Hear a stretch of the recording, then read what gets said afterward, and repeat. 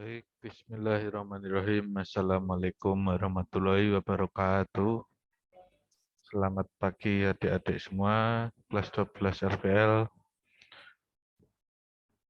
Saya akan melanjutkan pertemuan sebelumnya yang mungkin diisi oleh Pak Teguh. Pada mata pelajaran ini yaitu produk kreatif dan kewirausahaan. Untuk minggu ini kita sudah memasuki materi ke-14, yakni menganalisis prosedur pengujian kesesuaian fungsi produk barang maupun jasa.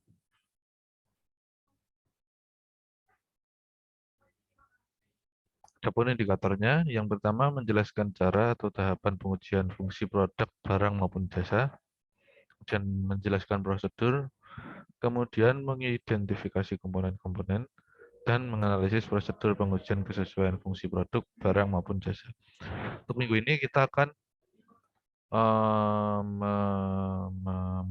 menjelaskan mengenai indikator pertama, yaitu menjelaskan cara atau tahapan pengujian fungsi produk, barang maupun jasa.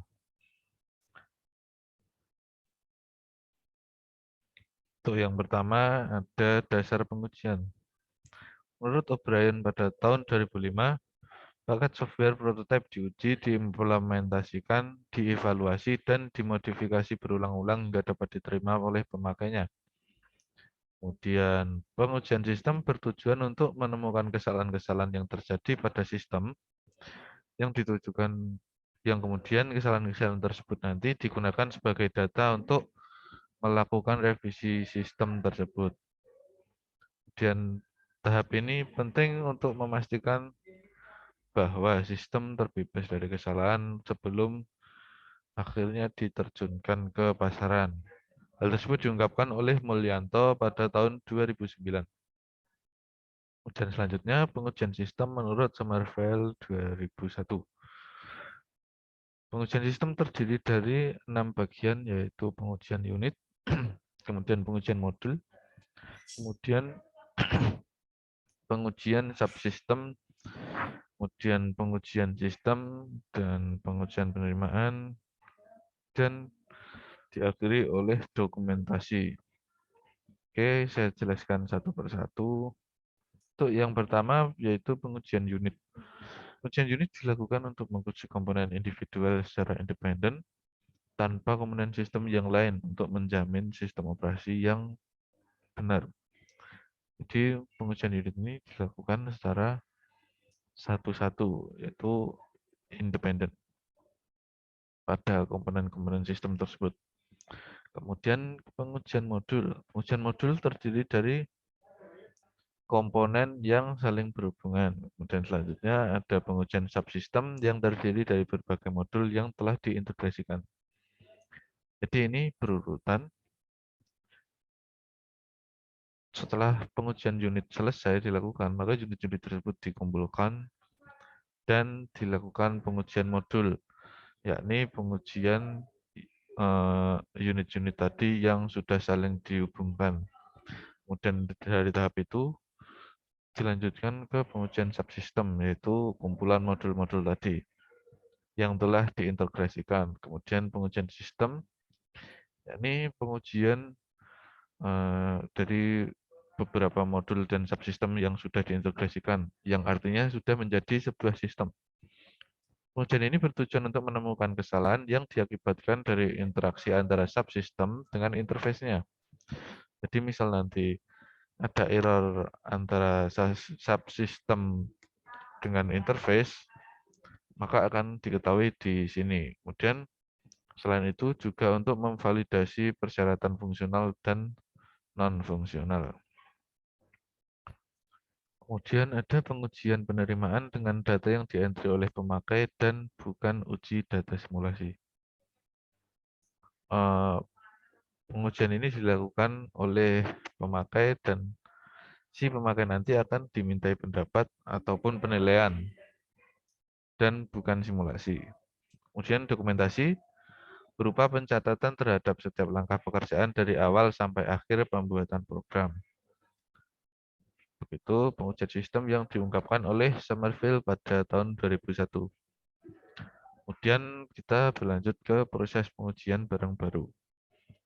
terdiri dari 4 tahap, yaitu pertama technical testing atau pengujian teknis, kemudian preference and satisfaction testing ataupun pengujian preferensi dan kepuasan, kemudian simulated test markets atau pengujian pasar secara simulasi, dan yang terakhir test markets, yaitu pengujian pasar.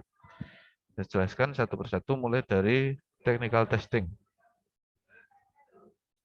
Yang pertama, pengujian teknis merupakan konsep pembuatan rancangan prototipe, yaitu perkiraan produk akhir. Pengujian kinerja produk prototipe mampu menghasilkan sejumlah isu penting dalam sebuah wacana, umur simpan produk, tingkat keseriusan produk, masalah yang timbul dari penggunaan atau konsumsi yang tidak tepat, potensi kerusakan yang membutuhkan penggantian, dan jadwal perawatan yang tepat. Masing-masing jenis masalah tersebut dapat berdampak pada biaya pemasaran produk yang akan dilakukan pada tahap selanjutnya nanti. Contoh dari kasus tersebut ialah memperkirakan usia tampilan produk yang mampu memiliki daya besar terhadap frekuensi dan biaya pengiriman. Kemudian kemungkinan masalah penggunaan yang terlalu cepat dapat membuat kebutuhan untuk melengkapi masalah pelabelan, iklan, dan sebagainya. Kemudian preference and satisfaction testing atau pengujian preferensi dan kepuasan. Ujian ini digunakan untuk mendefinisikan suatu elemen yang akan dirancang dalam perencanaan pemasaran serta untuk membuat kesan baik kepada penjualan awal produk baru.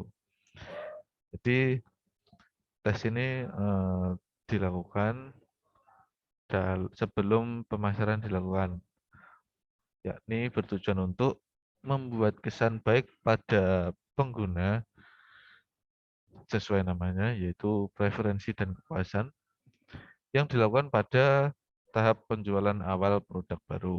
Nah, kemudian secara umum ada dua cara utama yang diperlukan dalam jenis pengujian ini, yaitu meminta konsumen untuk menggunakan produk dalam jangka waktu tertentu, dan kemudian mereka diminta untuk menjawab beberapa pertanyaan yang bekerja dengan preferensi dan kepuasan mereka. Sebagai contohnya, nah, semisal saya membuat produk, kemudian kamu, adik-adik, saya suruh untuk mencoba dalam waktu jangka seminggu. Misal produk perpustakaan. Nah, dalam 1 minggu tersebut, adik-adik mencatat apa saja yang terjadi dalam aplikasi tersebut, baik kelebihan maupun kekurangan, dan kepuasan Anda. Nanti akan saya rekap sebagai bahan pengujian ini. Kemudian ada cara yang kedua, melakukan blind test sedemikian rupa sehingga konsumen mampu membandingkan banyak produk alternatif tanpa mengetahui merek atau produsen. Jadi inti dari blind test ini yakni mengadakan pengujian dengan beberapa produk tanpa menyebutkan merek dari produk tersebut. Jadi konsumen hanya tahu produk ini produk apa ya? Konsumen hanya tahu kalau produk ini produk ke-1, produk kedua, dan ketiga tanpa mereka tahu merek. Jadi mereka menilai produk yang benar-benar tidak ada mereknya. Tujuannya yaitu untuk membandingkan banyak produk alternatif, sehingga tahu mana yang lebih unggul, mana yang masih banyak kurangnya. Kemudian ada manfaat pengujian preferensi dan kepuasan. Manfaat yang pertama yaitu memberikan dasar klaim yang objektif untuk keperluan promosi. Jadi nanti promosinya bisa sesuai fakta ataupun tidak menipu. Dan kedua, ada estimasi tingkat pembelian ulang sangat penting untuk memperkirakan pangsa pasar jangka panjang. Ya, untuk memprediksi jangka panjangnya ke depan nanti gimana. Jadi yang ketiga, meskipun penerimaan pasar atas produk baru ditentukan oleh semua elemen program pemasaran, tetapi berbagai kasus menunjukkan bahwa skor yang tinggi dalam dimensi kinerja produk menggambarkan bahwa ide pengembangan produk baru selanjutnya. Bahwa ide produk yang bersangkutan sebaiknya dilanjutkan pada tahap pengembangan produk baru selanjutnya. Kemudian yang terakhir, ada uji preferensi pada umumnya dapat memberikan signal awal terbaik terhadap kemungkinan terjadinya kanibalisasi produk. Jadi nanti misal terjadi kanibalisasi produk akan terdeteksi sebelum itu terjadi. Kemudian proses tahapan pengujian barang yang ketiga ada simulated test market atau pengujian pasar simulasi.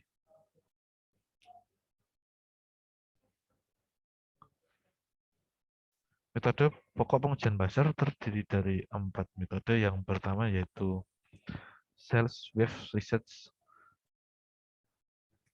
Konsumen yang pada awalnya mencoba sebuah produk secara gratis ditawarkan lagi produk tersebut atau produk pesaing dengan harga yang lebih murah. Kemudian, perusahaan akan memperhatikan beberapa kali konsumen memilih produk perusahaan serta tingkat kepuasan mereka. Jadi kamu nanti akan disuruh mencoba suatu barang, kemudian kamu akan ditawarkan barang yang lain. Nah, nanti kamu akan memilih barang yang awal diberikan oleh perusahaan, atau kamu akan memilih produk baru dari perusahaan lain. Itu digunakan untuk mengukur kepuasan Anda sebagai konsumen.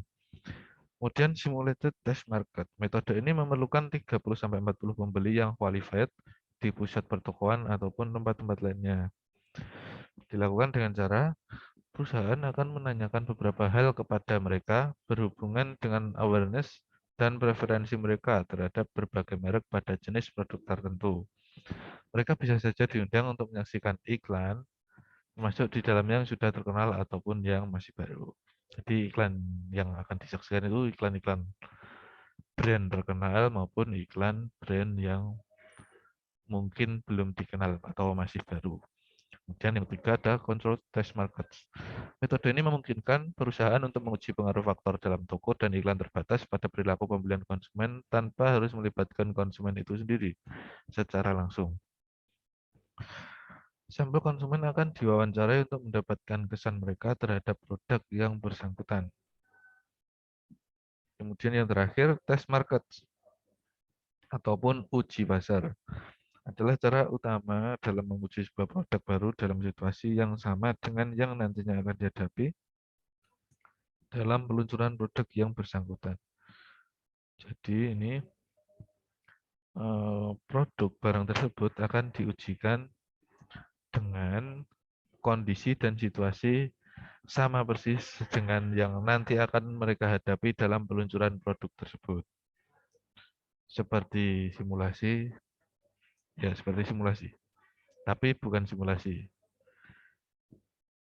Perusahaan umumnya akan bekerja sama dengan perusahaan riset dalam menentukan kota di mana wiraniaga perusahaan nantinya akan mencoba membujuk para distributor agar bersedia untuk menjual produk perusahaan tersebut ke kota-kota tersebut. Pengujian pasar sudah. Iya, berarti untuk pertemuan kali ini materi cukup sampai di sini sesuai indikator awal yang sudah saya sampaikan tadi. Ya, cukup sampai sini saja. Saya cek dulu mungkin ada yang kelewatan. Indikator sudah tidak ada. Berarti memang cukup sampai di sini. Eh, ya, cukup sampai di sini. Oke, sebelum saya akhiri, terima kasih sudah menyempatkan waktu untuk menonton video pembelajaran ini.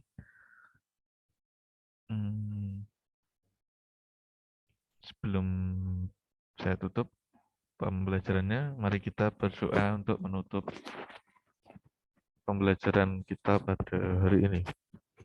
Berdoa menurut kepercayaan dan agama masing-masing, berdoa dipersilakan. Doa selesai. Baik, pelajaran saya tutup. Mungkin bila ada pertanyaan mengenai materi atau di luar materi, tapi masih dalam ranah RPL, silahkan bisa ditanyakan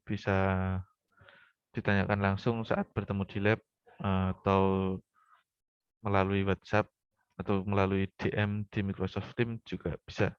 Silahkan, nggak usah sungkan-sungkan. Seperti itu. Oke, saya tutup video ini. Wabillahi taufik wal hidayah. Wassalamualaikum warahmatullahi wabarakatuh. Terima kasih.